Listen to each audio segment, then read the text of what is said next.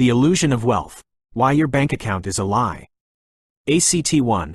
The ghost in the machine. 0-100 to 2 o'clock. Visual. Cinematic shots of Times Square at night, flickering stock tickers, and a high-speed fly-through of a massive server farm. Sound. A heavy, rhythmic cinematic pulse. Script. Right now, as you watch this, a number exists inside your banking app. It's a number you've bled for, stressed over, and traded your youth to increase. But here is the terrifying reality. That number doesn't actually exist. If you walked into your bank today and demanded your entire balance in cash, and everyone else in your neighborhood did the same, the bank would lock its doors. They don't have it. In fact, if we destroyed every physical dollar bill in America today, 90% of the world's wealth would remain intact on computer servers. We aren't trading value anymore. We are trading digital ghosts. Welcome to the greatest magic trick in human history. Today, we're stripping back the layers of the US financial matrix to see who really holds the remote control. ACT2. The Fractional Reserve Trap. 2 o'clock to 5:15. Visual. Clean, Vox style, motion graphics. We see $1,000 moving from a hand to a bank vault, then digitally splitting into 10 different loans. Script. Most Americans think a bank is like a high-tech shoebox. You put money in, they guard it. That is a lie. Legally, the moment you deposit money, you are giving the bank an unsecured loan. It's their money now. You just have a claim to it. But here is where the magic, or the deception, begins. Fractional reserve banking. The Federal Reserve allows banks to lend out nearly everything you give them. But it's crazier than that. When a bank grants a $500,000 mortgage, they don't take it from someone else's savings, they type it into existence. This is the money multiplier. For every $1 of real value, the system creates $10 of digital debt. We don't have a cash economy. We have a Ponzi scheme of credit. The system only stays upright as long as we all keep running on the treadmill. The moment we stop to ask for the cash, the music stops.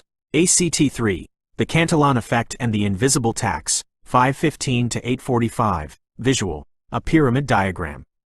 At the top, the Fed and Wall Street. At the bottom, the average worker. Show the purchasing power of a $100 bill shrinking over time. Script. Have you ever wondered why, when the government prints trillions of dollars, you don't feel richer, but billionaire net worths double? This isn't a coincidence. It's called the Cantillon Effect. Money isn't neutral. The people closest to the printer, the big banks and government contractors, get the new money first. They spend it while prices are still low. By the time that money trickles down to your paycheck, the prices of gas, eggs, and rent have already skyrocketed. Inflation isn't a natural disaster. It is an invisible tax. It is a silent transfer of wealth from your savings account to the pockets of the elite. You aren't bad with money. You are playing a game where the rules are designed to make your $100 bill worth $90 by next year. ACT4. The Death of Privacy. 8:45 to 11:30. Visual. High contrast, surveillance-style footage. CCTV cameras, credit card swipes, and transaction declined notifications. Script. Cash was the last frontier of true American liberty. A $20 bill has no GPS.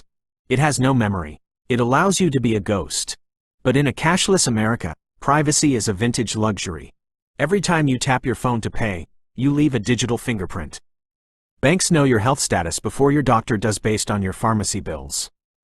Silicon Valley knows your political leanings based on your donations.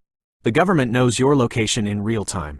In Canada, we saw the nuclear option. The government froze the bank accounts of protesters, cutting them off from society with one click. No trial, no jury. When your money is digital, your ability to survive is a privilege granted by the state, not a right. ACT5. The Petrodollar and the Fragile Empire. 11:30 to 14:15. Visual. Maps of the Middle East, oil tankers, and the BRICS logo. Brazil, Russia, India, China, South Africa, versus the USD. Script. Since 1971, the US dollar has been backed by nothing but faith.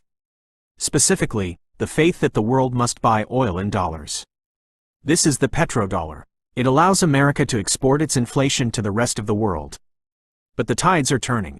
Nations like China and Saudi Arabia are starting to trade in other currencies. If the world stops needing dollars to buy energy, those trillions of digital ghosts will come flooding back to US shores. The result? A hyperinflation wave that makes 2022 look like the good old days. We are leaning on a pillar that is starting to crack. ACT6, the CBDC and the programmable tether, 1415 to 1645, visual, dystopian UI on a smartphone. A social credit score, UI appearing over a person's head. Script, the final evolution is the CBDC, central bank digital currency. This isn't just a digital dollar, it's programmable money. Imagine the Fed decides the economy is too slow. They could program your money to lose 5% of its value if you don't spend it by Friday.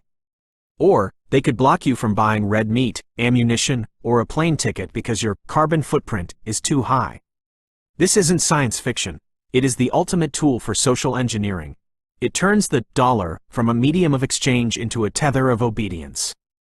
ACT7, the survival guide, 1645 to 1800, visual, the host sitting in a library-style room.